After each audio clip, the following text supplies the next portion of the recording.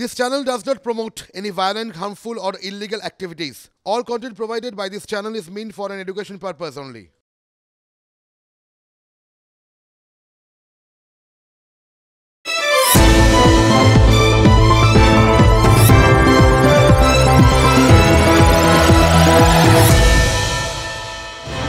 দেখুন, রোজ এই সময়টায় আপনাদের সঙ্গে যখন কথা বলি তখন মূলত বিভিন্ন বিষয়গুলো যেগুলো রাজ্যে ঘটছে, দেশের মধ্যেও ঘটছে, সেগুলোর বিচার বিশ্লেষণ করি। নিজেদের দৃষ্টিভঙ্গির থেকে কীভাবে সেটা আপনার বা আমাদের জীবনকে কোথাও গিয়ে প্রভাবিত করছে, কিভাবে আমরা কোথাও ঠকছি বা কোথাও লাভবান হচ্ছি, এগুলোই সচরাচর আলোচনা করি, আলাপ আলোচনা এই চলে আর কি। কিন্তু আজকে যে বিষয়টা নিয়ে কথা বলবো সেই ব্যাপারটা একটু অন্যরকম এই জন্যে যে বিষয়টাকে নিয়ে কথা বলবো সেই বিষয়টা নিয়ে কথা বলার সত্যি খুব একটা আগ্রহ নেই। দেখুন, কালকে আপনাদের সঙ্গে যখন বসেছিলাম তখন মুখ্যমন্ত্রীর এই চোট নিয়ে, তখন সদ্য তিনি চোট পেয়েছেন, হাসপাতালে নিয়ে যাওয়া হচ্ছে, সেই নিয়ে আপনাদের সাথে কথা বলতে শুরু করেছিলাম। এবং অ্যাকচুয়ালি কোনো আলাপ আলোচনার ব্যাপার নয় বা বিশ্লেষণ নয়, আপনাদের কাছে আপডেট দিচ্ছিলাম কিভাবে তিনি আঘাতটা পেয়েছেন, কিভাবে তাকে হাসপাতালে চিকিৎসা করা হচ্ছে, কীভাবে তারপর বাড়ি চলে গেলেন, এই বিষয়গুলো আপনাদের সামনে জাস্ট তুলে ধরছিলাম আর কি।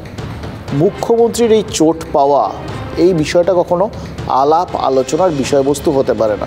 আমার আলাপ আলোচনার বিষয়বস্তু একদমই নয়, বিশ্লেষণের বিষয়ই না। এটার মধ্যে আলাদা করে বিশ্লেষণ করার কিছু থাকতেই পারে না। এবং সবথেকে বড় কথা, এটা একদম একটা অনভিপ্রেত বিষয়। আপনাদের কালকে বলছিলাম, এটা আমাদের সবার কাছে একটা অত্যন্ত অনভিপ্রেত বিষয়। যে কোনো মানুষের, তিনি চোট পান, তিনি আহত হন, তাকে হাসপাতালে নিয়ে যাওয়া হয়, তাকে ট্রিটমেন্ট করা হয়, এই বিষয়গুলো আমরা চাই না। সবাই সুস্থ থাকুন, ভালো থাকুন, এটা আমরা চাই। ঠিক একইভাবে এটাও অনভিপ্রেত বিষয় যে মুখ্যমন্ত্রীর চোটটা নিয়ে চারপাশের যে আলোচনাটা শুরু হলো, সেই শুরু করার জায়গাটা, দরজাটা হাট করে যেভাবে খুলে গেল, সেই বিষয়টা আজকে সেটা নিয়েই কথা তো বলতেই হবে। কিছু কথা ওটা নিয়ে না বললেই নয় আর কি, এটা বুঝতেই পারছেন আপনারা। এবং সত্যি কথা বলতে কি, ওই বললাম যে এটা কিন্তু ভেবে দেখার, সত্যি খুব ভালোভাবে বুঝে নেওয়ার দরকার আছে যে মুখ্যমন্ত্রীর চোটকে নিয়ে যে বিতর্ক তৈরি হয়েছে, তার সূত্রপাতটা কীভাবে হলো এবং কেন হলো, কাদের জন্যে হলো, কারা এইভাবে একটা বিষয়কে, যেটা সচরাচর এরকম বিশ্লেষণ বা সেটা নিয়ে কাটাছেঁড়ার বাইরে থাকা উচিত, সেটা কেন ওই কাটাছেঁড়ার টেবিলে উঠলো। এমনিতে মুখ্যমন্ত্রীর চোট কীভাবে লাগলো তার কারণ কিন্তু অনুসন্ধান সাপেক্ষ, ইনভেস্টিগেশন হবে আর কি। এবার এই ইনভেস্টিগেশন শব্দটা ফৌজদারিতে রয়েছে, চিকিৎসাতেও রয়েছে। মুখ্যমন্ত্রীর চোটের ফৌজদারি তদন্তের প্রয়োজন রয়েছে কিনা, সেটার সেরা বিচার বা বিচারক তিনি তো মুখ্যমন্ত্রী নিজেই, তিনিই করবেন, কারণ তিনি প্রশাসনের প্রধান। তিনিই ঠিক করবেন যে এটার ওই ফৌজদারি ইনভেস্টিগেশন হওয়া দরকার কিনা, কতটা হওয়া দরকার, সেটা তিনি জানেন। আর মেডিকেল ইনভেস্টিগেশনের দিকটা, সেটা নিশ্চয়ই মেডিকেল বোর্ড দেখছে। দেখুন, আমরা তো দেখেছি যে মাথার ওপরে চোট রয়েছে, কপালে, নাকে, কপালে 3টে সেলাই পড়েছে, নাকে 1টা, এগুলো আমরা দেখতে পেয়েছি। তখন ওই রক্তাক্ত ছবিগুলো দেখেছি, তারপরে এই সেলাই ঠেলাইয়ের বিষয়গুলো পড়ে জেনেছি। এবার ভেতরে কি চোট রয়েছে তার জন্য স্ক্যান হয়েছে, চিকিৎসকরা অন্য পরীক্ষাও করে দেখবেন। তৃণমূল নেত্রী কেন পড়ে গেলেন, মাথা ঘুরে পড়ে গেলেন, নাকি পা পিছলে, নাকি ধাক্কা খেয়ে, অনেকগুলো প্রশ্ন জানেন তো। আমি খুব সহজে পরপর আপনাদের সামনে এই প্রশ্নগুলো বলে গেলাম। এত সহজে প্রশ্নগুলো করার ফলে আপনাদের মনে হতে পারে প্রশ্নগুলো খুব সহজ, কিন্তু সত্যি কথা বলতে কি, যত সহজে এই প্রশ্নগুলো করলাম, উত্তর অত সহজে দিতে পারবো না। কারণ উত্তর দেওয়া যাদের দায়িত্ব, তারাই তো উল্টে একটা অদ্ভুত, গতকাল রাত্রির থেকে একটা অদ্ভুত বিতর্ক তৈরি করে দিয়েছেন, একটা অদ্ভুত ধোঁয়াশা তৈরি করে দিয়েছেন, একটা ধাঁধা। এসএসকেএমের ডিরেক্টর, এই যে যারা এই গোটা বিষয়টা দায়িত্ব নিয়ে করলেন, তাদের মধ্যে মুখ্য চরিত্র হয়ে দাঁড়িয়েছেন। মুখ্যমন্ত্রীর মধ্যে তো একজন মানুষের চোট আঘাত নিয়ে এই যে অহেতুক এবং অনভিপ্রেত একটা বিতর্ক তৈরি হলো, তার খুব দরকার ছিল কি? Honorable Chief Minister of West Bengal, Mamata Banerjee, reported to our hospital today around 7:30 p.m. with a history of fall within the vicinity of her home due to some push from behind. Had a sharp cut over her forehead and nose, which was bleeding profusely. 3 stitches has been applied on forehead and 1 on nose. She will again be assessed tomorrow and subsequent treatment will be decided accordingly. গতকাল রাতে এই যেটা শোনাচ্ছিলাম আর কি, এটা গতকাল রাতে মমতা বন্দ্যোপাধ্যায় যখন চিকিৎসা করিয়ে এসএসকেএম হসপিটাল থেকে বাড়ি চলে গেলেন, তারপরে এই প্রথম হেলথ বুলেটিন যেটা এই হসপিটালের ডিরেক্টর মণিময় ব্যানার্জি পড়ে শোনান কীভাবে জখম হলেন মুখ্যমন্ত্রী। এটা নিয়ে তো সবাই তখন মানে প্রাথমিক প্রাথমিক উৎকণ্ঠার জায়গাটা কেটে গেছে। মুখ্যমন্ত্রী চিকিৎসা করিয়ে ওই হুইল চেয়ারে বসে গাড়িতে উঠেছেন, নিজের গাড়িতে করে বাড়ি ফিরে গেছেন, ফলে সবাই তখন একটু ধাতস্থ হয়েছেন যে না স্থিতিশীল আছেন। কিন্তু তারপরেই তো এই প্রশ্নটা উঠেছিল যে পড়ে গেলেন কিভাবে আঘাতটা লাগলো। আর তার জবাব দিতে এলেন ওই বুলেটিন পড়ে মণিময় ব্যানার্জি। জবাব তো যা দিলেন তাতে অনেক উল্টে আরও মানে ও প্রশ্ন তৈরি হয়ে গেল আর কি। হ্যাঁ, এই এসএসকেএমের ডিরেক্টর কি বললেন খেয়াল করে দেখুন। মানে প্রথমে যেটা বললেন, পুশ ফ্রম বিহাইন্ড, মানে পেছন থেকে ধাক্কা। মণিময় বন্দ্যোপাধ্যায়ের এই একটা কথা 1000টা প্রশ্নের জন্ম দিয়ে দিয়েছে। এবং সবথেকে বড় কথা, যে প্রশ্নটা সবথেকে বেশি মানে খোঁচা দিচ্ছে সেটার মধ্যে তো অনেক কিছু মানে থাকতে পারে, অনেক রহস্য লুকিয়ে থাকতে পারে। সোজা বাংলা তিনি বললেন পুশ ফ্রম বিহাইন্ড। একদম বাংলা করলে গোটা ব্যাপারটার মধ্যে কিছু কিছু ইংরেজি কথা জানেন তো খুব জটিল শুনতে লাগে আর কি। শশী থারুর যখন ইংরেজি বলেন সেগুলোকে নাকি অনেকে বলেন খুব জটিল, সহজবোধ্য নয়। বাংলাতেও মাঝে মধ্যে খেয়াল করে দেখবেন এই ব্রাত্য বসু আমাদের শিক্ষামন্ত্রী, অত্যন্ত বিদগ্ধ মানুষ, শিক্ষিত, তিনি যখন বাংলা বলেন না মাঝে মধ্যে খুব জটিল করে বাংলাটা বলেন, ধরতে পারবেন না চট করে। কিন্তু এই যে ইংরেজিটা মানে ঘুরিয়ে পেঁচিয়ে বললে সোজা বাংলাও জটিল লাগে, কিন্তু এই যে ইংরেজিটা বললেন বিজাতীয় ভাষা, কিন্তু সেটা তো একদম জলের মতো সহজ। এর মধ্যে কোনো লুকোনো ছাপা ভুল বোঝার জায়গা কিচ্ছু নেই। পুশ ফ্রম বিহাইন্ড, পেছন থেকে ধাক্কা, তার ফলেই আঘাত। এবার তাহলে তো প্রশ্নটা আসবেই, ধাক্কাটা দিল কে? লেগেছে তো বুঝলাম, দিলটা কে? দ্বিতীয়ত, মমতা বন্দ্যোপাধ্যায় তিনি জেড প্লাস ক্যাটাগরি নিরাপত্তা পান। তিনি ছাড়া এ রাজ্যের জেড প্লাস ক্যাটাগরি নিরাপত্তা একমাত্র পান হচ্ছে অভিষেক বন্দ্যোপাধ্যায়। এবার শোনা গেল মুখ্যমন্ত্রী যখন আঘাত পান তখন কালীঘাটের বাড়িতে অভিষেক বন্দ্যোপাধ্যায় উপস্থিত ছিলেন। ময়নাগুড়ির সভা সেরে কলকাতায় ফিরে ওই কালীঘাটে তৃণমূল নেত্রীর যেটা দলীয় দফতর সেখানেই গিয়েছিলেন তৃণমূলের সাধারণ সম্পাদক, আর মমতা বন্দ্যোপাধ্যায় তার ঘরে ছিলেন। এবার দুর্ঘটনার খবর পেয়ে অভিষেকই মুখ্যমন্ত্রীকে নিয়ে হাসপাতালে ছোটেন। কিন্তু সে যাই হোক, যতদূর সম্ভব ওই হরিশ চ্যাটার্জি স্ট্রিটের ওই বাড়িতে তারপরে ঘটনার সময় কম করে 20-22 জন পুলিশ কর্মী ছিলেন। এবার তারা যে ঘরের মধ্যে সবাই হাজির থাকবেন, সারাক্ষণ ঘিরে থাকবেন এরকম না, ঘরের মধ্যে কেনই বা থাকবেন। কিন্তু কেউ যদি মুখ্যমন্ত্রীকে ধাক্কা মারেন তাদের প্রতিক্রিয়াটা তো অন্যরকম হবে। একজনও কেউ টের পেলেন না। খুব দ্রুত এসএসকেএমের ডিরেক্টর কিন্তু বুঝতে পেরেছিলেন যে তার বিবৃতি অনেক প্রশ্নের জন্ম দিচ্ছে। অনেক প্রশ্ন, আমাদের মধ্যে প্রশ্নগুলো যখন বিশ্বাস করুন কালকে রাত্রে যখন ওই বিবৃতিটা পেলাম না, খুব সহজ সরল বিবৃতিটা আপনাদের সামনে তুলে ধরার আগে 50 বার ভেবেছি, কারণ কিছুতেই বিশ্বাস করতে পারছিলাম না যে এরকম একটা বিবৃতি আসছে। এটা তো অনেক বড় একটা প্রশ্ন, অনেক বড় একটা রহস্যের দিকে ঠেলে দিচ্ছে। একটা ষড়যন্ত্রের থিওরি তৈরি হয়ে যেতে পারে গোটা ব্যাপারটায়। মুখ্যমন্ত্রীকে পেছন থেকে কেউ ঠেলে দিয়েছেন, তাতে তিনি পড়ে গিয়ে আঘাত পেয়েছেন। ভাবতে পারছেন এই একটা শব্দবন্ধের কি ভয়ানক অভিঘাত, কত বড় প্রশ্ন হয়ে যায় গোটা ব্যাপারটা। কীভাবে লোকজন এটাকে ব্যাখ্যা করতে পারে, এটা যে কেউ বলতে পারেন।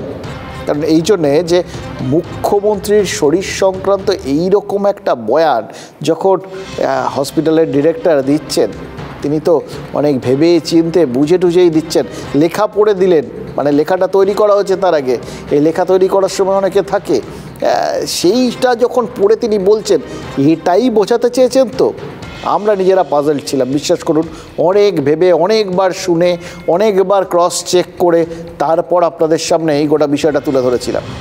এবার যে জায়গাটা আমাদের খটকা লেগেছিল সেই জায়গাটার থেকেই সম্ভবত বুঝতে পেরেছিলেন মণিময় বন্দ্যোপাধ্যায় যে এটা বোধহয় একটু ব্যাপারটা আরও জটিলতার দিকে এগোচ্ছে। প্রথমটা কেন লিখেছিলেন জানি না, কিন্তু জটিলতার দিকে এগোচ্ছে এটা যখন মোটামুটি বুঝতে পেরেছেন তখনই সম্ভবত তিনি বয়ানটা বদল করার দিকে এগোন আর কি। আমাদের জানিয়েছিলেন তারপর যে হাসপাতালে চিকিৎসা চলাকালীন মুখ্যমন্ত্রী নাকি তাদের জানিয়েছিলেন যে আঘাত লাগার একটা সেন্সেশনাল, মানে তিনি যে মুহূর্তে পড়ে গেছিলেন তার আগে একটা পেছন থেকে ধাক্কা লাগার মতো একটা সেন্সেশন হয়েছিল, একটা অনুভূতি তার মধ্যে তৈরি হয়েছিল। কেউ ধাক্কা দেয়নি, কিন্তু পেছন থেকে ঠেলা দিলে যেরকম অনুভূতি হয় সেই রকমই একটা অনুভূতি হয়েছিল।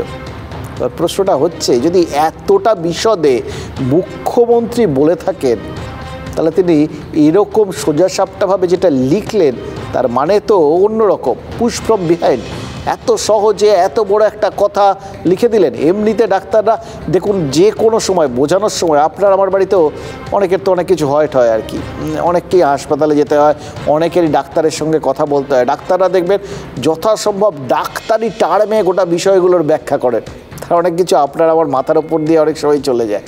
তো সেখানে মুখ্যমন্ত্রীর মতো একজন হাই প্রোফাইল মানুষ, তার চিকিৎসায় গঠিত মেডিকেল বোর্ড, যাতে অনেক চিকিৎসক রয়েছেন, তারা নিজেদের মধ্যে আলোচনা করেই তারপর তো এই সমস্ত মেডিকেল রিপোর্টটা তৈরি করবেন। মুখ্যমন্ত্রী মানে এরকম ভিভিআইপিদের সম্পর্কে কোনো কথা আলটপকা তো সবার সামনে দুম করে ফেলে দেওয়া যায় না। অনেক ভাবনা চিন্তা করে, রেডি করে, আলোচনা করে, প্রত্যেকটা শব্দ মেপে লিখে তারপর তো সেগুলোকে বয়ান হিসেবে তুলে ধরা হয়। মণিময় বন্দ্যোপাধ্যায় তিনি প্রথম যখন সংবাদ মাধ্যমের সামনে আসেন তখন তিনি ওই মেডিকেল রিপোর্টটা, লিখিত রিপোর্ট কিন্তু খেয়াল করে দেখুন, পড়ে শোনান। তার মানে ধরে নেওয়া যেতে পারে যে পুশ ফ্রম বিহাইন্ড কথাটা ওই মেডিকেল রিপোর্টে লেখা হয়েছিল, তিনি তো পড়ে দিচ্ছিলেন। এবার যে লেখাটা হয়েছিল সেটা ভেবে চিনতে লেখা হয়েছিল, অতজন ডাক্তার মিলে আলাপ আলোচনা করে এই লেখাটার সিদ্ধান্ত নিয়েছিলেন। এটা লেখা হলো কেন? মণিময় বন্দ্যোপাধ্যায় যখন মেডিকেল রিপোর্ট পড়ছিলেন তখন তো তার পাশে অন্য চিকিৎসকরাও ছিলেন, ভুল বললে তারা কেন শুধরে দিলেন না? মুখ্যমন্ত্রীর চিকিৎসা সংক্রান্ত বিষয়ে এই রকম একটা জটিলতা সৃষ্টি করা, এরকম একটা সংশয় তৈরি করা, এটা এটা এটা ঢিলেমি। সোজা বাংলা যদি এটা ধরে নিচ্ছি, যদি তার পরের বক্তব্যটা ঠিক হয় তাহলে প্রথমটা ভুল ছিল। এই যদি ভুল হয়ে থাকে প্রথমটা, তাহলে সেটা ঢিলেমির ফসল, সেটা তারা অনেক ক্যাজুয়ালি নিয়েছিলেন, নইলে এরকম লিখলেন কী করে? এবার সেইটা যদি হয়ে থাকে, ভাবুন তো মুখ্যমন্ত্রীর চিকিৎসা সংক্রান্ত বিষয়ে এরকম ঢিলেমি, এটা বিশ্বাসযোগ্য? একটা রাজ্যের মানে প্রশাসনিক থেকে রাজনৈতিক থেকে শুরু করে আভ্যন্তরীণ বহু বিষয় একটা ওই জাস্ট ওই শব্দবন্ধকে কেন্দ্র করে বদলে যেতে পারে, ড্যামেজ হয়ে যেতে পারে বিরাট বড়। এবার যে ড্যামেজ কন্ট্রোলে বয়ান বদল করতে বাধ্য হলেন এসএসকেএমের ডিরেক্টর, সেই ড্যামেজটা হলো কেন এই প্রশ্ন উঠবে না? এর দায়টা কে নেবেন? আচ্ছা, একটা অস্বস্তি নয় এড়াতে গেলেন, ধরে নিচ্ছি যখন বয়ান বদল করেছেন মানে কোথাও গিয়ে আগের অস্বস্তিটা কাটাতে চেয়েছেন, সেটা করতে গিয়ে কি আরেকটা অস্বস্তির জন্ম দিলেন মণিময়বাবু? ডাক চিকিৎসার পরিভাষায় এই যে sensation of push from behind, মানে নর্মালি চিকিৎসকরা বিভিন্ন চিকিৎসার মেডিকেল টার্ম লেখেন আর কি, কোনো ঘটনা ঘটলে তার অসুস্থতার মেডিকেল টার্মটা লেখেন, কিন্তু সেই মেডিকেল টার্মে এরকম sensation of push from behind বলে কোনো কথা কখনো কেউ শুনেছেন কি? Within the vicinity of our home due to some push from behind. This is a sensation of push from behind which happens when a person... It actually doesn't happen. That I cannot say because this is a sensation of pushing from behind. Maybe an interpretation which has been misinterpreted. This is a sensation of pushing from behind which led to the fall. Thank you. এরকম exact কোনো শব্দবন্ধ নেই, ছিটকে পড়ার মতো হয়। এখন সেটাকেই হয়তো ভাষায় ওরকম পরিবর্তন হয়েছে, হতে পারে পেছন থেকে ঠেলছে, এই কথাটা হয়তো ঠিক নয়।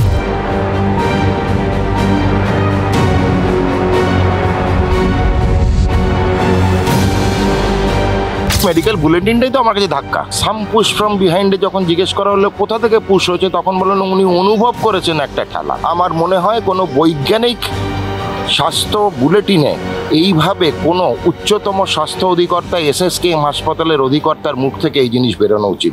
আপনাদের এই যে প্রথম বক্তব্যটা মানে এই আপনাদের যে এই মাত্র দেখালাম সেই বক্তব্যটা, যেটা আসলে ওই ডিরেক্টরের মণিময়বাবুর দ্বিতীয় বক্তব্য, প্রথমবারের বক্তব্যটা যেটা ছিল সেটা খণ্ডন করে দ্বিতীয়বার তিনি যে বক্তব্যটা রেখেছিলেন সেইটা ভালো করে শুনেছেন?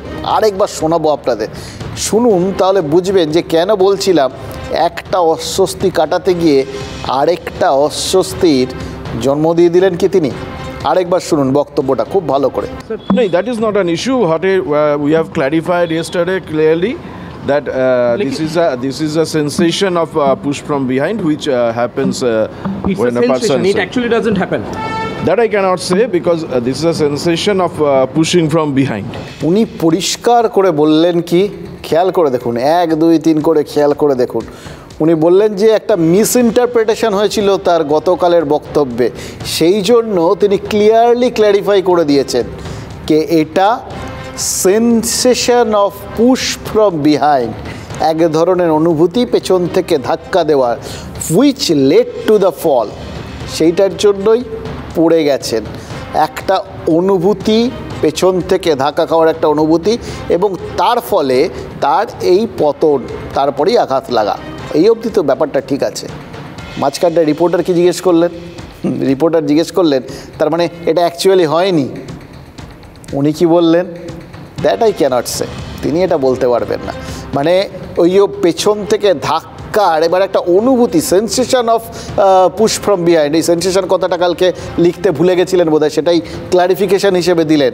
কিন্তু যখন আরেকটু ক্লারিফিকেশান নেওয়ার জন্য, মানে কোনো ভুল বোঝাবুঝি না থাকে, সেই জন্য রিপোর্টার জিজ্ঞেস করলেন যে তাহলে সত্যি সত্যি বিষয়টা ঘটেনি, এটা জাস্ট মনে, একটা অনুভূতি মনে হয়েছে, আসলে পেছন থেকে ধাক্কা নেই। উনি তখন বললেন এটা বলা যায় না। তাহলে বলাটা কি যায়, কি বোঝালেন তিনি? যেটা বললেন তার মানে তো আরও জটিল হয়ে গেল। মানে কোথাও যে পেছন থেকে ধাক্কা মারা হচ্ছে এই বিষয়টাকে তিনি তো উড়িয়ে দিতে পারলেন না। এবার পেছন থেকে কেউ যদি ধাক্কা কাউকে দেন, কথার কথা বলছি, তাহলে তো তার যে অনুভূতিটা হবে সেটা তো অবশ্যই পেছন থেকে একটা ধাক্কার অনুভূতি। এই গোটা ব্যাপারটাই ভুল নেই। তাহলে কি গতকাল তিনি যেটা বলেছিলেন সেই জায়গাতেই স্টিক করে থাকলেন? ক্ল্যারিফিকেশান দেওয়ার জন্য একটা মাঝখানে শব্দ যোগ করলেন, যেটা ওই ধাক্কা পেছন থেকে কেউ দিলে যে অনুভূতিটা হয় সে অনুভূতির কথাটা বললেন, কিন্তু ধাক্কাটা আদৌ এটা পুরোটাই অনুভূতি, একটা শারীরিক অসুস্থতার কারণে হয়তো কারোর মনে হলো হঠাৎ ভেতর থেকে এমন একটা কিছু হলো, তিনি সামনের দিকে ছিটকে গেলেন, মনে হলো তার যে এটা অনুভূতি, আসলে পেছন থেকে ধাক্কা নেই। সেই জায়গাটাতে দাঁড়িয়ে তিনি পরিষ্কার করে বললেনই না, বরঞ্চ এড়িয়ে গেলেন পেছন থেকে ধাক্কা ছিল কি ছিল না। এইটুকুনিতে যদি এত জটিলতা সৃষ্টি না হয়, খেয়াল করে দেখুন, প্রধান মুখ্যমন্ত্রীর ক্ষেত্রে ব্যাপার তো, মুখ্যমন্ত্রীর বিষয়ে ছোট থেকে আরও ক্ষুদ্রতর জিনিস যেগুলো আছে সেগুলো তো লোকজন অনেক বেশি সচেতন হয়ে গোটা বিষয়টার কাটাছেড়া করেন। তো এটাতে খটকা লাগবে না? কোনো দোকানের খাবারে ভেজাল নেই বা কোনো দোকানের মিষ্টিতে ভেজাল নেই, সেটা কি করে বুঝবেন? যদি দোকানদারকে নিজের দোকানের খাবার বা মিষ্টি খেতে দেখেন, তাহলে চোখ বন্ধ করে সেই দোকানের খাবারের কোয়ালিটিতে ভরসা করতে পারেন। এবার বিধানসভা ভোটের আগে নন্দীগ্রামে পায়ে চোট পান মমতা বন্দ্যোপাধ্যায়, তার চিকিৎসা হয় SSKM হাসপাতালে। বিরোধীরা বোধহয় ওই খাঁটি ভেজালের বিষয়টা মাথায় রেখেছিলেন, তাই তারা প্রশ্ন তুলেছিলেন যে পূর্ব মেদিনীপুরে পায়ে আঘাত লাগার পর কলকাতায় চিকিৎসা করাতে আসতে হলো কেন মুখ্যমন্ত্রীকে? তাহলে জেলায় জেলায় সুপার স্পেশালিটি হাসপাতাল তৈরি করার যে দাবি রাজ্য করে, সেটার মানে কি? সেটা আদৌ কোনো যথার্থতা আছে? মানে সেই জায়গাগুলোর উপর ভরসা করা যায় না। এবার মুখ্যমন্ত্রী যদি জেলার হাসপাতালের ওপর ভরসা করতে না পারেন, তাহলে সাধারণ মানুষ কি করে ভরসা করবেন? এইটা বোঝাতেই হয়তো মুখ্যমন্ত্রী আবার কার ওপরে ভরসা আছে সেটা বোঝাতেই হয়তো, বললাম না, যদি দোকানদার নিজের দোকানের খাবার বা মিষ্টি খান তাহলে বোঝা যায় যে তার মধ্যে ভেজাল নেই। তা ওই একদিকে যখন সুপার স্পেশালিটি হাসপাতালে যাননি সেইটা নিয়ে প্রশ্ন উঠতে পারে, কিন্তু যখন SSKM-এ তিনি এসে কোথাও চিকিৎসা করান অত দূর থেকে, তাহলে সেইটার ওপর ভরসা আছে, সেটা খাঁটি। পরবর্তীকালে খেয়াল করে দেখুন, স্পেন সফরে গিয়ে ফের পায়ে চোট পান মুখ্যমন্ত্রী, চিকিৎসা হয় এই SSKM-এই। মমতা বন্দ্যোপাধ্যায় তখন বলেছিলেন যে তার পায়ের চিকিৎসায় ভুল করেছে SSKM, স্পষ্ট অভিযোগ তুলেছিলেন। ওইখানে সে বেশ ইনফেকশন হয়ে গেছিলো, মুখ্যমন্ত্রীকে প্রবল ভুগতে হয়েছে। এবার তাই যদি হয়, এই এসএসকেএম কি ভুলের পুনরাবৃত্তি ঘটালো? প্রথমে তার হাঁটুর চিকিৎসায় ভুল, আর দ্বিতীয়ত এইবার মুখ্যমন্ত্রীর মাথায় আঘাত লাগার পর তার মেডিকেল রিপোর্ট তৈরি করতে গিয়ে বা সেটা নিয়ে কারণটা বলতে গিয়ে যেটা হলো সেটা তো মহাভুল, যে ভুলের কারণে রাজনীতি তোলপাড় হয়ে যাচ্ছে। দেখুন, আমি যখন প্রথম এই পেশায় আসি না, তখন আমাদের একটা জিনিস পরিষ্কার করে শেখানো হয়েছিল। আমি যে সংবাদপত্রে সাংবাদিকতা শুরু করি, সেই সংবাদপত্রের সম্পাদক অশোক দাশগুপ্ত সেই সময় বলেছিলেন যে একবার ভুল করলে সেটা ভুল, দ্বিতীয়বার ভুল করলে সেটা ইচ্ছাকৃত ভুল, আর তৃতীয়বার একই ভুলের যদি পুনরাবৃত্তি হয় তখন সেটা ভুলের পর্যায়ে থাকে না, তখন সেটা ক্রাইম হয়ে যায়, অপরাধ। আমাদের এইভাবেই বুঝিয়েছিলেন যে তোমরা যেন ওরমভাবে ভুল করতে যেও না, একবার ভুল করলে ছেড়ে দেবো, দ্বিতীয়বার ভুল করলে পেনাল্টি তো হবে, কারণ ওটা ইচ্ছাকৃত ভুল বলে ধরবো, আর যদি তৃতীয়বার ভুল হয় তখন ধরবো ওটা ক্রাইম করেছে, তখন শাস্তি পেতে হবে, একদম তাড়িয়ে দেওয়ার মতো আর কি। এইভাবেই ব্যাপারটা আমাদের বোঝানো হয়েছিল। এবার এসএসকেএম হাসপাতাল এই যে দ্বিতীয় ভুলটা, এইটা কি ইচ্ছাকৃত ভুল নাকি ক্রাইম করলো? এটা অভিঘাত দেখে আপনারাই ঠিক করে নিতে পারেন। দেখো, তৃণমূলের, এবং শুধু অবশ্য ওদের দোষ দিয়ে লাভ কি, এই মানে গোটা বিষয়টা নিয়ে জল্পনা কল্পনা, ধোঁয়াশা, জটিলতা এটা তৈরি করতে তো কারুর, মানে আমি অসংখ্য সমস্ত সংশ্লিষ্ট পক্ষেরই দেখছি যাবতীয় উদ্যোগ রয়েছে গোটা বিষয়টাকে যতটা সম্ভব জটিল আর ধোঁয়াশাপূর্ণ করে দেওয়া, যে যত পারে প্রশ্ন তোলার রাস্তা করে দিচ্ছেন। খেয়াল করে দেখুন, তৃণমূলের মুখপাত্রে লেখা হয়েছে যে শোকেস ধাক্কা লেগে মুখ্যমন্ত্রীর কপালে ক্ষত তৈরি হয়েছে, অথচ রাজ্যের মন্ত্রী শশী পাঁজা তিনি বলছেন মুখ্যমন্ত্রী হয়তো হোঁচট খেয়ে পড়ে গেছিলেন, সে তখনই তার কপালে আর নাকে আঘাত লাগে। আবার মমতা বন্দ্যোপাধ্যায়ের ঘনিষ্ঠ আত্মীয় তৃণমূলের কাউন্সিলর কাজরি বন্দ্যোপাধ্যায় তিনি কি বলছেন? তিনি বলছেন মুখ্যমন্ত্রীকে ধাক্কা দেওয়া হয়েছিল, এবং কথাটা বলার সময় কাজরি ব্যানার্জির হাতের ভঙ্গিমা দেখেও মনে হয়েছে যে তিনি একটা ধাক্কা দেওয়ার বিষয়ই একদম মুখের সঙ্গে ভাবভঙ্গি করেও স্পষ্ট করে দিতে চাইছেন। সব ভিন্ন ধর্মী মতামত, এর মধ্যে কোনটাকে ঠিক আর কোনটাকে ভুল বলে ধরবো বলুন তো? এসএসকেএম প্রথম বলল পুশ ফ্রম বিহাইন্ড, তারপর বয়ান বদলালো, তৃণমূল মুখপাত্র বলল শোকেসে ঠোকা লেগে গেছে, আর রাজ্যের মন্ত্রী বললেন হোঁচট খেয়ে পড়ে যেতে পারেন, আর মমতা বন্দ্যোপাধ্যায় ভাইয়ের স্ত্রী বললেন ধাক্কা লেগেছে। রাজ্যের মুখ্যমন্ত্রী আহত হয়েছেন, কি করে তার আঘাত লাগলো সেটা তো জানার আগ্রহ সাধারণ মানুষের থাকবেই, উৎকণ্ঠাও থাকবে। সেটা নিয়ে এত হেয়ালি কেন হলো বলুন তো? আমরা ঠিক বলতে পারছি না এখনো, তবে কিছু একটা ধাক্কা লেগেছে এটা শোনা যাচ্ছে। এটা পুশ করার বিষয় নেই, কেউ নেই এইসব। অনেক সময় একটা সেন্সেশন হয়, একটা শরীরের মধ্যে একটা অস্থিরতা হতে পারে, এবং তাতে একটা মানুষ স্টাম্বল করতে পারে, একটা হঠাৎ একটা, যার জন্য হয়তো হোঁচট খেয়ে কিংবা তিনি পড়ে গেছে। আগেই বলেছি উনি জেড প্লাস ক্যাটাগরি, ওনার সিকিউরিটি তো খুব টাইট থাকা উচিত, কিন্তু সেই সিকিউরিটি ভেদ করে কেউ তো ওনার বাড়ির সামনে ওই ডান্ডা হাতে বা লাঠি হাতে ঢুকে যাচ্ছে তার ঘরে, ল্যাকিউনা অফ সিকিউরিটি।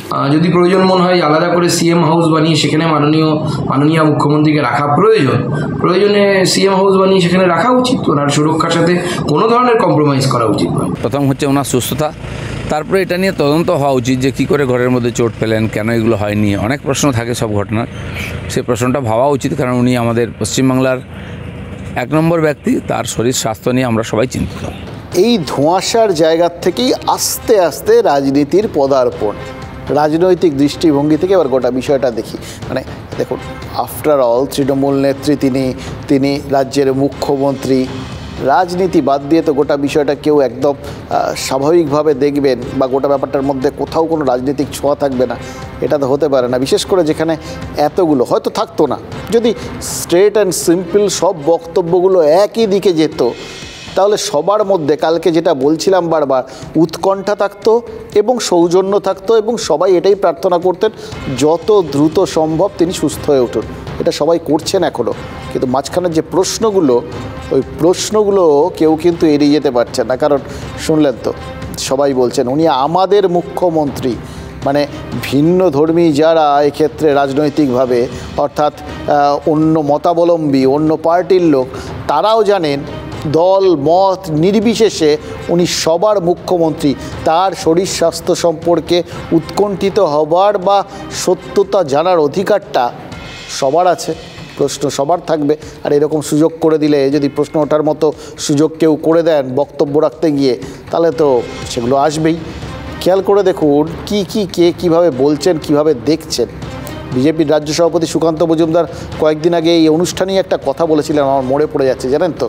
তারা ব্যক্তিগত আক্রমণের, যেটা রাজনীতিতে সাম্প্রতিককালে আমরা বারবার দেখছি, ব্যক্তিগত আক্রমণ, বিলো দ্য বেল্ট হিট করা, সেই রাজনৈতিক সংস্কৃতিটার বদল করতে চান।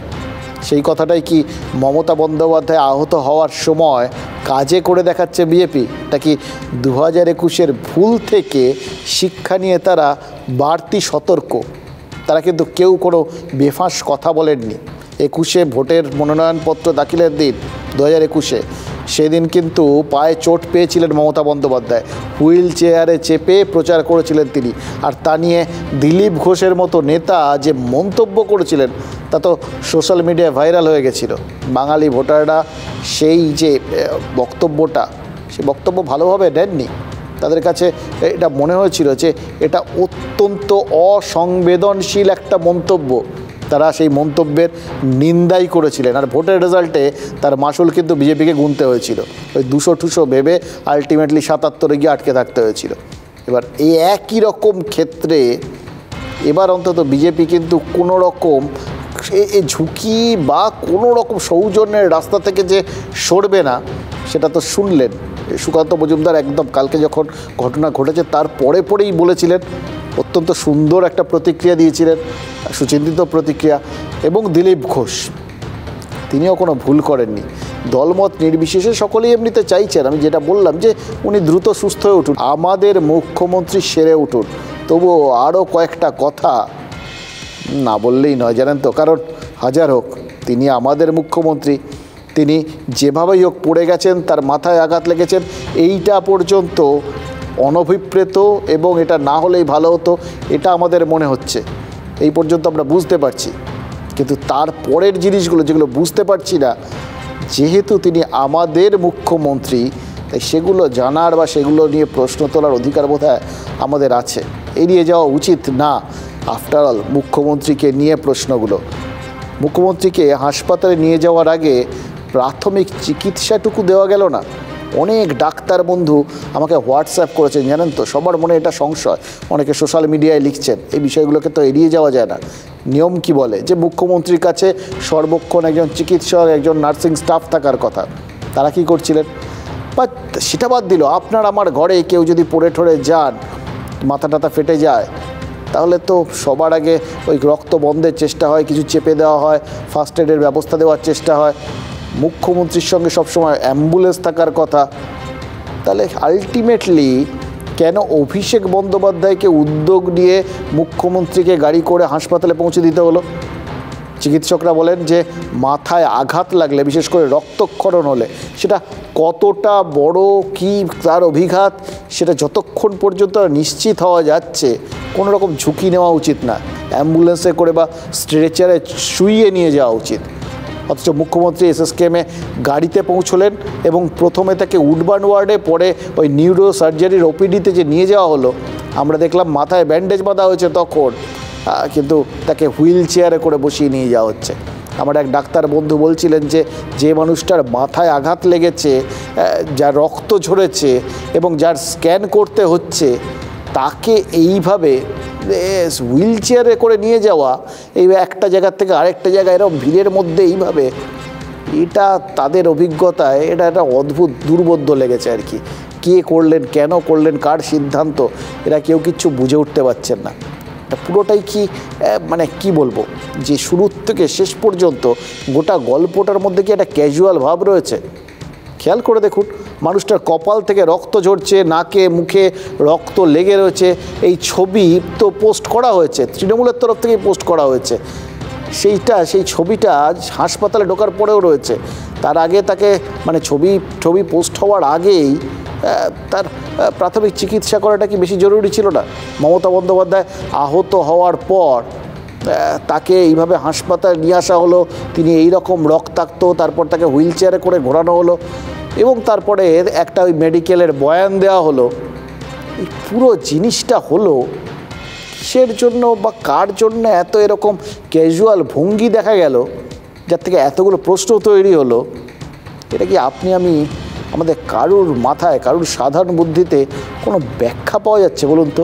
দিদির কাছে তো সব ওষুধ আছে। আমি বিনীতভাবে দিদির ভাইয়ের বউদের বলবো, ওদের সঙ্গে আমার তুই তোকারি সম্পর্ক, যে তোরা কি কেউ দিদির মুখের রক্তটা পুছে দিতে পারলি না? যারা ছবিটা দিয়েছেন তারা এই জন্যে যে সকলকে বলার জন্যে যে হ্যাঁ এটা হয়েছিল, এই দেখো রক্তপাত হয়েছে, এটা তো ডাক্তারও বলতেন এটা বাঞ্ছনীয় নয়, ওটা বাঞ্ছনীয় নয়, ঠিক বোঝা গেল না।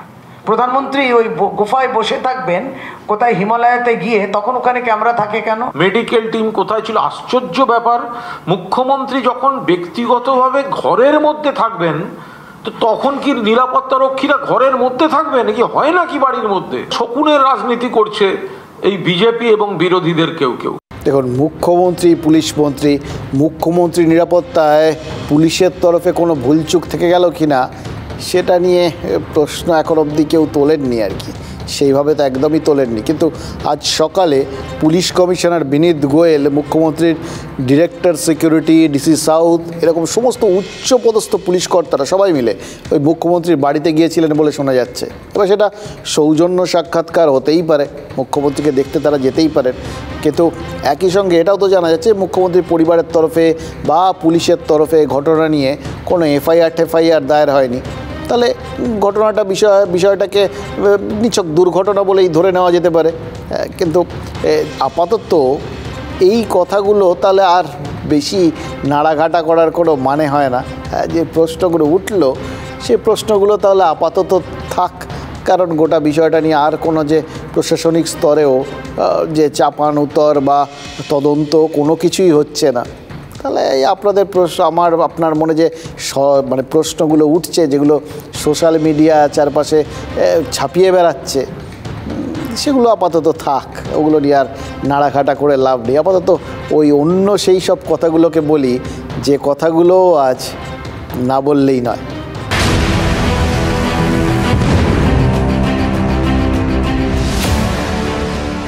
দেখুন, একটা ওই সতর্ক প্রতিক্রিয়ার কথা বললাম বিজেপির, আরও একটা ব্যাপার নিয়ে কিন্তু মনে হচ্ছে এই বিজেপি অত্যন্ত সতর্ক, সেটা এবারের এই বাংলার ভোটটা নিয়ে।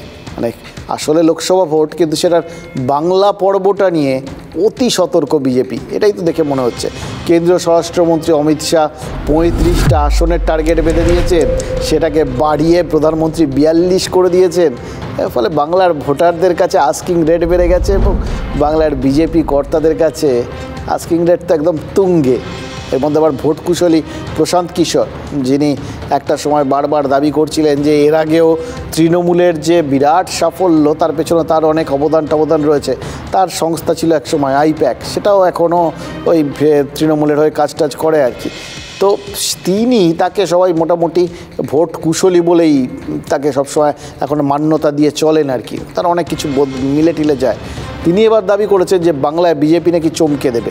এবার এই রকম একটা সম্ভাবনায় পরিস্থিতিতে কারো এলোমেলো মন্তব্যে একটা পচা শামুক পা কেটে দিয়ে চলে যাক, এটা বিজেপি কোনো মতে চায় না। আর তাই জন্যে বাংলায় ভোট পরিচালনা নিয়ে জাতীয় নির্বাচন কমিশনও মনে হচ্ছে অতি সতর্ক, কারণ এইখানটা বাংলার ভোটটা সব মিলিয়ে অতি সেন্সিটিভ হয়ে গেছে। আগামীকাল দুপুর 3টে জাতীয় নির্বাচন কমিশন তো ভোট ঘোষণা করবে, তার মানে বিকেল 3টের থেকে আদর্শ আচরণবিধিটা কার্যকর হয়ে যাবে। এটা যখন জানা হয়ে গেছে তখন সবাই যে যার কাজকর্মগুলো, রাজনৈতিক নেতারা বা বিভিন্ন উদ্বোধন যার যা আছে আর কি, সব তড়িঘড়ি সেরে ফেলতে শুরু করেছেন। ওই সময়সীমা কালকে 3টে অবধি। এবার কমিশন সূত্রের এখন পর্যন্ত যে যা খবর পাওয়া যাচ্ছে তাতে এপ্রিলের মাঝামাঝি ভোট শুরু হবে আর শেষ হবে মে মাসের শেষের দিকে গিয়ে। এটা দেখে মনে হচ্ছিল এই আইসিএসসি পরীক্ষার কথা, যাদের ছেলেমেয়েরা আইসিএসসি পরীক্ষা দিচ্ছেন তারা জানেন প্রায় 1 মাস ধরে আজকাল পরীক্ষা চলে। আমরা যখন মাধ্যমিক দিয়েছিলাম তো ঝপাঝপ পরপর পরীক্ষা হতো, প্রত্যেক দিন একটা করে পরীক্ষা, গল্প শেষ কয়েকদিনের মধ্যে। কিন্তু এখন গোটা বিষয়টা 1 মাস ধরে চলে। এবার এই আমাদের যাদের ওই ঘরের ছেলেমেয়েরা পরীক্ষা দেন তাদের বিবিধ চিন্তা থাকে, ছেলেমেয়েরা সুস্থ থাকবে তো, আমরা নিজেরা সুস্থ থাকবো তো, এই 1 মাস এর মধ্যে কত কিছু ঘটে যেতে পারে। ভোটটাও তো একরকম পরীক্ষাই বটে, রাজনীতিবিদদের পরীক্ষা। এবার এরকম 1 মাস ঠিকঠাক থাকার ব্যবস্থা করতে হবে এবং তাদের সুস্থতা তো বিভিন্ন রকমের, কখনো শারীরিক সুস্থতা, কখনো রাজনৈতিক সুস্থতা, সবকটাই খুব ইম্পর্টেন্ট। মোদ্দা কথা হচ্ছে এপ্রিলের মাঝামাঝির থেকে মে মাসের শেষাশেষি অবধি কোথাও গিয়ে একটা রাজনৈতিক আবহাওয়া আমাদের একদম ঘিরে থাকবে, মানে তার মধ্যে গরম টরম টেম্পারেচার যাই থাকুক, রাজনীতির উত্তাপ একদম তুঙ্গে থাকবে। এবার এর মধ্যে ভোটটা আরেকটা প্রশ্ন হচ্ছে দফায় হবে, শোনা যাচ্ছে 6 থেকে 7 দফায় হবে এবং বাংলাতেই নাকি সব থেকে বেশি দফায় ভোট হবে। ভেবে দেখুন, আমাদের জন্য সব কিছু স্পেশাল। আমাদের রাজ্যে বহু দফায় ভোট এমনিতে নতুন কিছু বিষয় না, 20 বছর ধরে দেখছি, কিন্তু তার সঙ্গে আরেকটা যেটা যোগ হয়ে যায় যে আধা সেনার নিরাপত্তায় ভোট, এটা সবসময় তো শুনি যে সবাই চেয়ে বসেন আর কি, বিরোধী যারা থাকেন তারা চিরকাল বলেন যে নিরাপত্তারক্ষী আসুক, কেন্দ্রীয় বাহিনী আসুক, তবে গিয়ে ভোট টোট হবে। এবার 1 মার্চ থেকে এবার তো বাংলায় 100 কোম্পানি আধা সেনা হেঁটে বেড়াচ্ছে ভোট ঘোষণার অনেক আগের থেকে। কালকে যদি ভোট ঘোষণা হয় আর 1 মার্চ, খেয়াল করে দেখুন কতদিন আগে ভোট ঘোষণার বাংলায় এই বিভিন্ন আধা সেনারা নেমে পড়েছে। এত বাহিনী আর এত আগে বাহিনী পাঠানো, দুটোরই কারণ কি বলুন তো? একটা কারণ অবশ্যই রয়েছে যে ভিন রাজ্যের জওয়ানদের বাংলার অলি গলি আবহাওয়া এগুলো চিনিয়ে দেওয়াটা দরকার, মানে তাদের এবার দৌড়ঝাঁপ বেশ ভালোভাবে করতে হবে। অতীতে যেরকম মাঝে মধ্যে অভিযোগ উঠেছিল যে তারা ওই রাত্রিবেলা দিব্যি ঘুমিয়েছেন, খেয়েছেন, দিয়েছেন, এত বেশি খাওয়া দাওয়া করেছেন, পরের দিন তাদের বিশেষ দৌড়ঝাঁপ করতে দেখা যায়নি, এই অভিযোগ তো আমরা অতীতে শুনেছি। কিন্তু এইবার তাদের যে মুভমেন্টের ওপর থাকতে হবে, ওয়ার ফুটিং যাকে বলে আর কি, মানে জওয়ান তো, ফলে ওই যুদ্ধ ব্যাপারটা ভালো বোঝা যাবে। ওয়ার ফুটিং একদম সারাক্ষণ যুদ্ধের জন্য তৈরি, এই রকম অবস্থায় তাদের তৈরি রাখার জন্য, এবং সেটা হলে এই গলি ঘুজিয়ে দিয়ে কোথায় দৌড়তে হবে এবং আবহাওয়াটার সঙ্গে মানিয়ে নিতে হবে, সেই জন্যই বোধহয় তাদের এত আগের থেকে তাদের এখানে ডিপ্লয় করে দেওয়া হচ্ছে। বাট দ্বিতীয় আরও একটা কারণ আছে, সেটা এখন বোঝা যাচ্ছে, এই সিএর বিজ্ঞপ্তি জারি, নাগরিকত্ব সংশোধনী আইন পাশের পর সবথেকে বেশি অশান্তি যেটা হয়েছিল সেটা কিন্তু এই বাংলাতেই হয়েছিল। তো এবার আগাম আধা সেনা মোতায়েন করা হয়েছে, এবার সেটা বুঝতে পারছি। তবে অশান্তি হয়নি, কারণ মানুষ অশান্তি আর চান না। এবং দুর্ভাগ্যজনক হলেও সত্যি যে মানুষ যতই শান্তি চান, বাংলার রাজনীতির রক্তের পিপাসাটা কিছুতেই যায় না, সে পঞ্চায়েত ভোটই হোক বা অন্য কোথাও হোক। এই পঞ্চায়েত নির্বাচনই 1 দফায় হয়েছিল, বারবার যেটা এই কেন্দ্রীয় বাহিনী টাহিনীর তো বিরোধিতা করেন মুখ্যমন্ত্রী বা তৃণমূল সবাই। এবার তারা বলেন যে এখানকার পুলিশই যথেষ্ট, 1 দফা ভোট কেন, এখানে বারবার দফায় ভোট হবে, এটার মধ্যে দিয়ে কোথাও গিয়ে বাংলাকে অবমাননা করা হচ্ছে, অপমান করা হচ্ছে, এগুলো তো শুনি। হয়তো সেটা বোঝাতে গিয়েই 1 দফায় পঞ্চায়েত নির্বাচন হয়েছিল এবং সেটা এখানকার পুলিশ বাহিনীর তত্ত্বাবধানেই। আমরা খেয়াল করে দেখেছি ভোট ঘোষণার থেকে গণনা পর্যন্ত 60 জন সহনাগরিকের লাশ গুনতে হয়েছে আমাদের। দুর্ভাগ্যজনক হলেও সত্যি, অভিযোগ হলেও সত্যি, কিন্তু এগুলো তো আমাদের সামনে এসছে। 1 জনের লাশ গুনতে হলেও তো সেটা সত্যি, এটা মেনে নেওয়া যায়?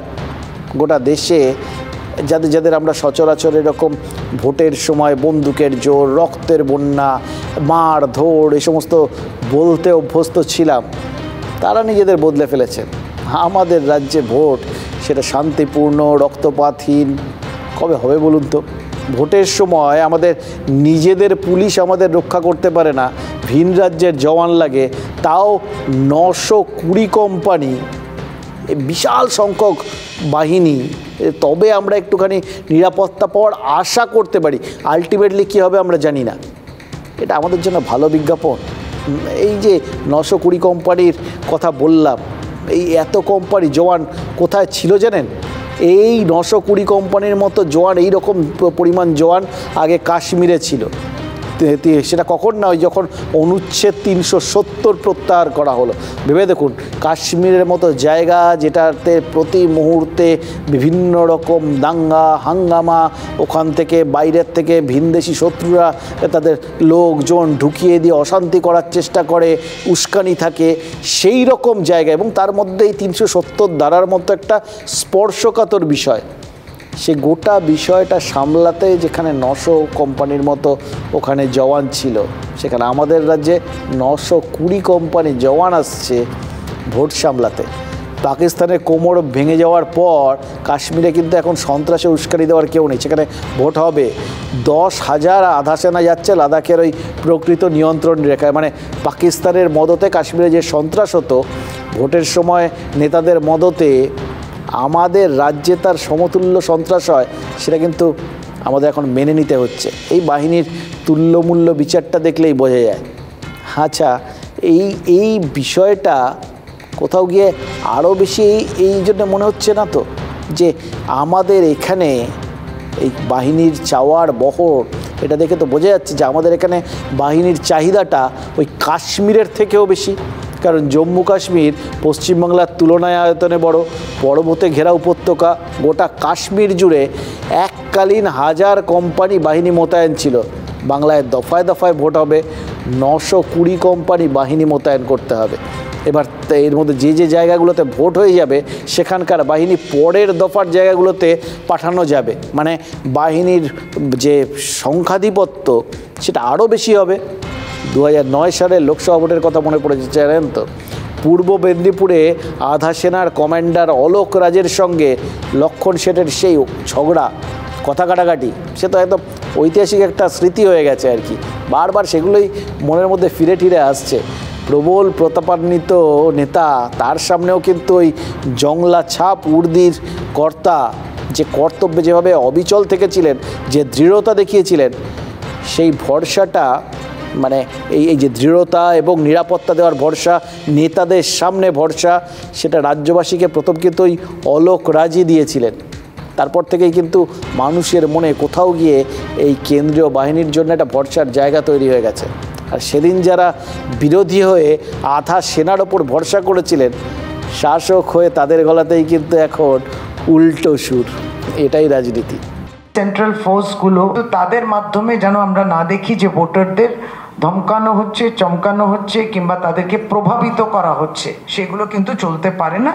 এইটা আমরা কিন্তু এই প্রত্যাশা রাখলাম। 2 সপ্তাহ ধরে বাংলায় কেন্দ্রীয় বাহিনীর রুটমার্চ চলছে, এবং কমিশনের সূত্রে যেটা খবর, সেটা এবার স্পর্শকাতর এলাকার তালিকা শুধুমাত্র রাজ্য পুলিশের রিপোর্টের ভিত্তিতে তৈরি হবে না, কেন্দ্রীয় বাহিনীর ফিডব্যাকও নেওয়া হবে।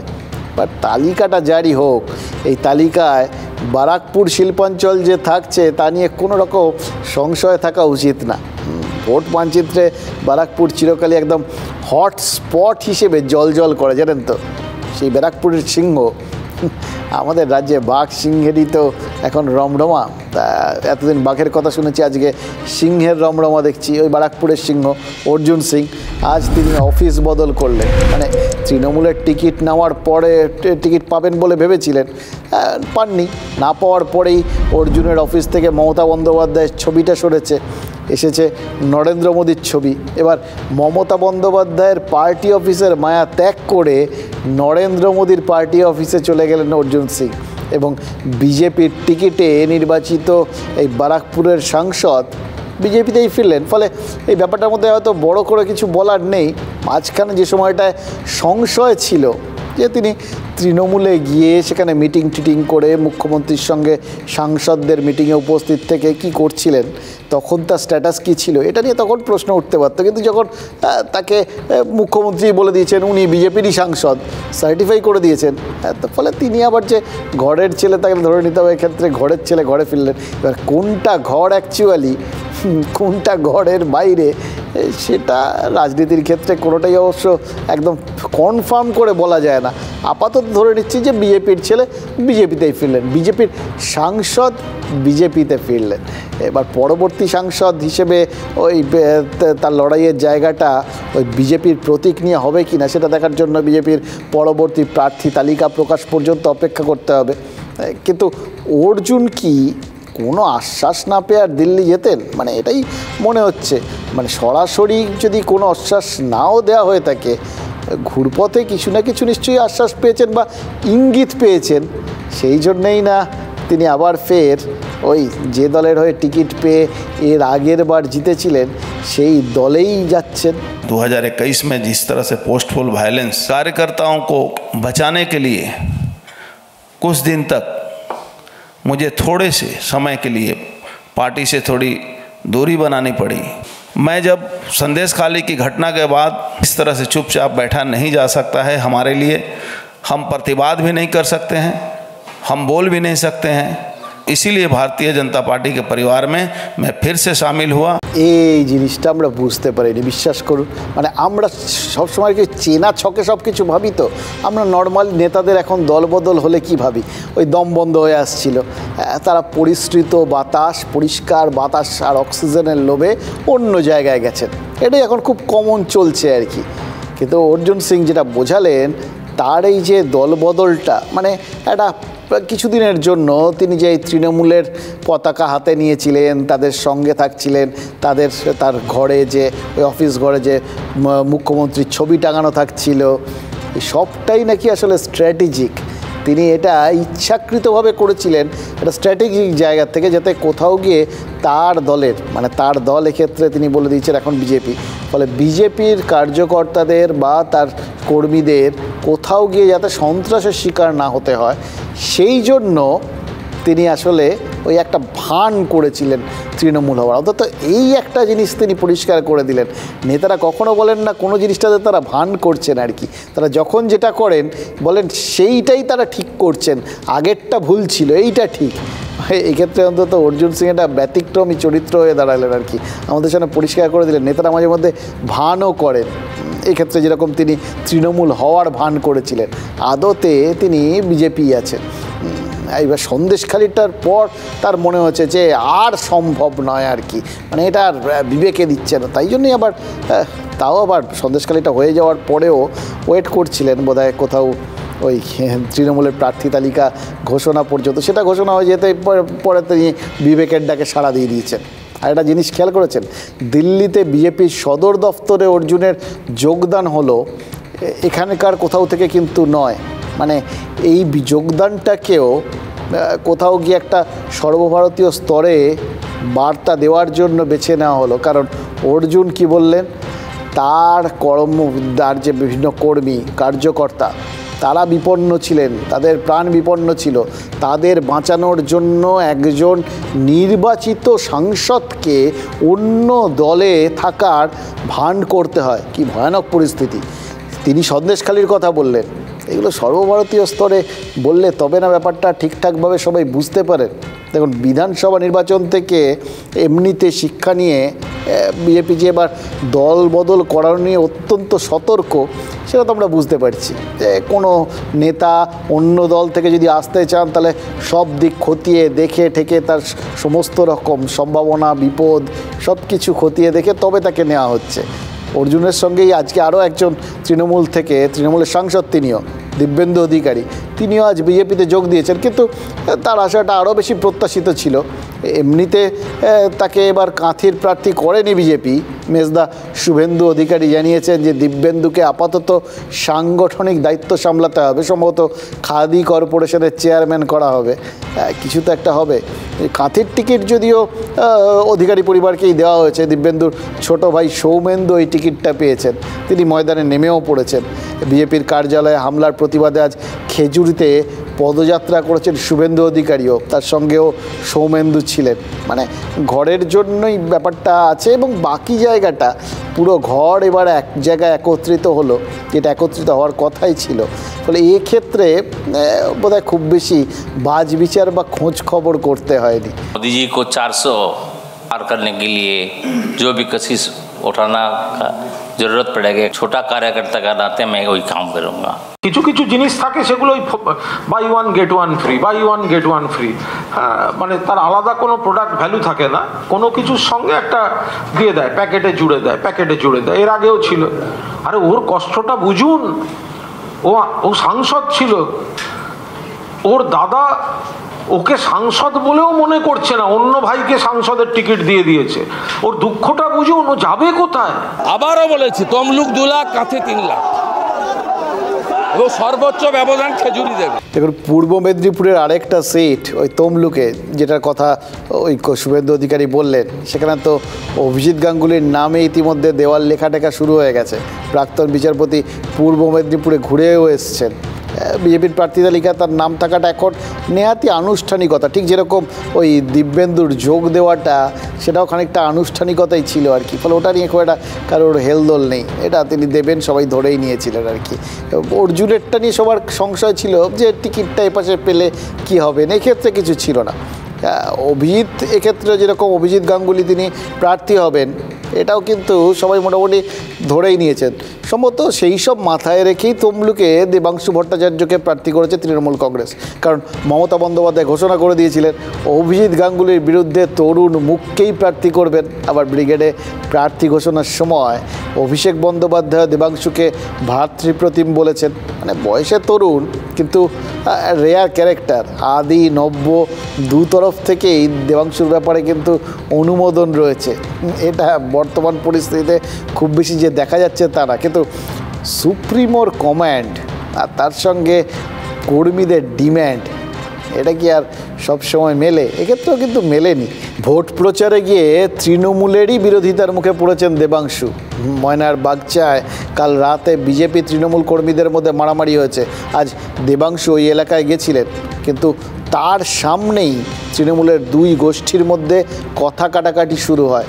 তৃণমূল কর্মীরা অভিযোগ করতে শুরু করেন যে বিজেপির অত্যাচারে তারা গ্রামে ফিরতে পারছেন না। ভাবুন তো, তৃণমূলের সরকার, তৃণমূলের পুলিশ বলে এতদিন ধরে বিরোধীরা অভিযোগ করছে, আর ময়নায় তৃণমূল প্রার্থীর সামনে তৃণমূল কর্মীরা অভিযোগ করছেন যে বিজেপির অত্যাচারে তারা বাড়ি ফিরতে পারছেন না।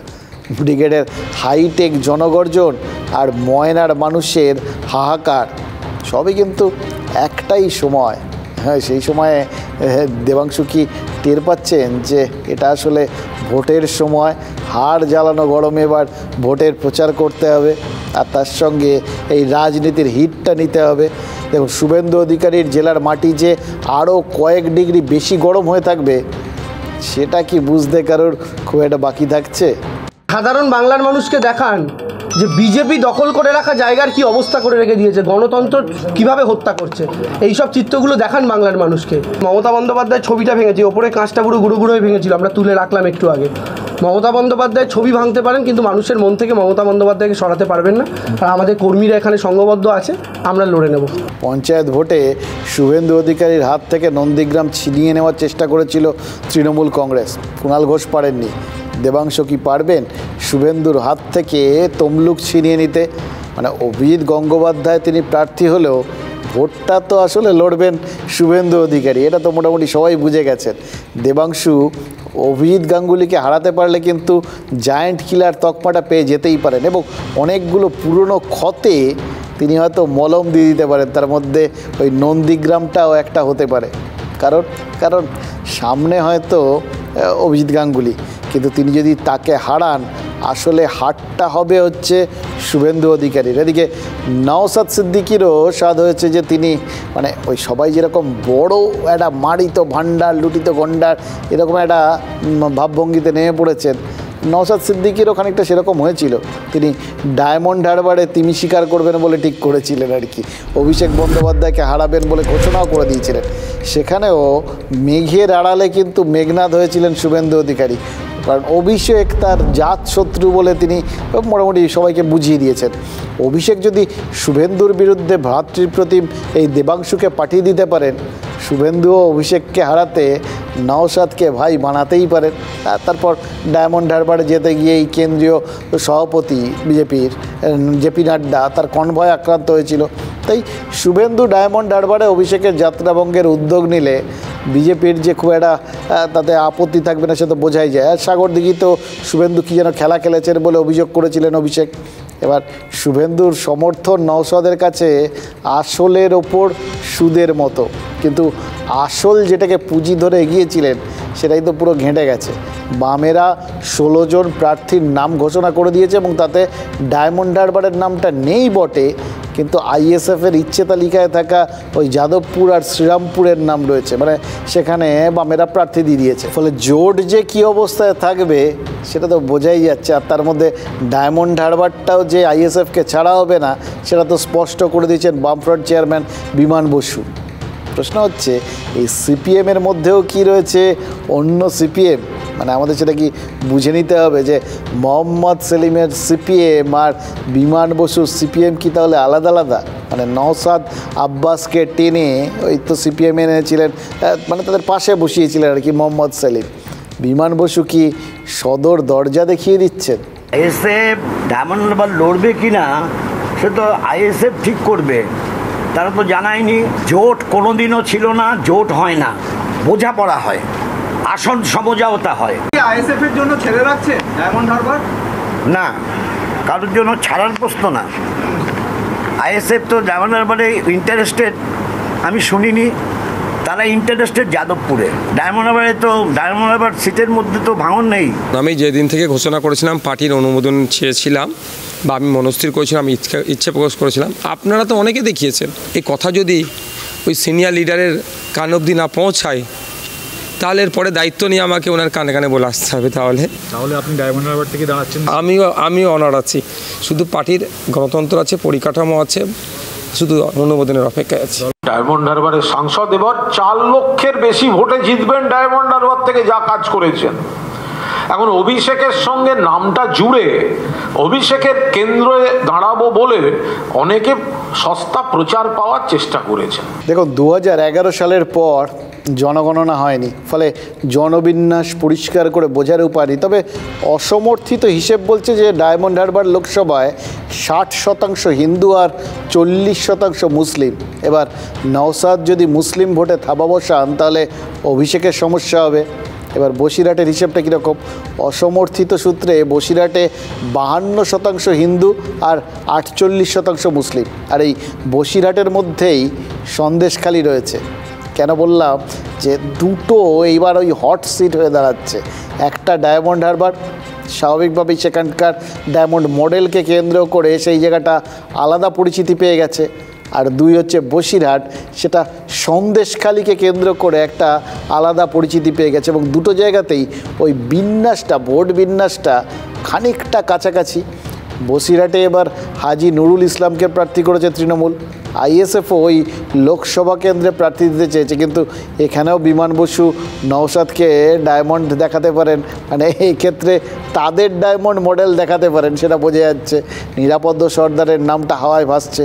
যদি নিরাপদ সর্দার প্রার্থী হন তাহলে আদিবাসী ভোটে তিনি একটা ভাগ বসাবেন। আবার নওশাদ প্রার্থী দিলে সংখ্যালঘু ভোট ব্যাংক ভাঙতে পারে, কারণ শেখ শাহজাহানের জন্য বসিরহাটে ওই সংখ্যালঘু সমাজের মধ্যে ক্ষোভ ছড়িয়েছে। শাহজাহানের কাদা সেটা ধুয়ে ফেলার উপযুক্ত প্রার্থীর খোঁজে রয়েছেন এই মুহূর্তে এখন সংখ্যালঘুদের একাংশ। আবার সিএ বিজ্ঞপ্তি জারির পর সরাসরি বিজেপিকে তারা কতটা সমর্থন করবেন সেটা নিয়ে কাটাছেঁড়া চলছে। বিজেপি তাহলে বসিরহাটে কাদের সমর্থন পাবে? সন্দেশখালি তো শুধু বসিরহাটে বিজেপির বাজি নয়, গোটা ভারত জুড়ে এই সন্দেশখালির টেক্কা খেলে বসে রয়েছে বিজেপি, এবং সেটা গোটা ভারতের কিন্তু নজরও কেড়েছে। দিল্লিতে অর্জুনের ওই যোগদান মঞ্চ, যেটার জন্য বললাম যে অর্জুন সিং যোগদান করলেন গিয়ে সর্বভারতীয় মঞ্চে, এবং সেখানেও ওই সন্দেশখালির প্রসঙ্গটা কিন্তু উঠেছে। খেজুরিতে ইতিমধ্যেই প্রতিবাদ সভাতে ওই সন্দেশখালির বদলা চেয়েছেন শুভেন্দু অধিকারী। সারা দেশে মুদ্রা কথা হচ্ছে সন্দেশখালি বিজেপির বাজি। আর সন্দেশখালির লোকসভা এই বসিরহাটে তাদের হিসেবটা কিন্তু উল্টো হয়ে গেছে, জটিল।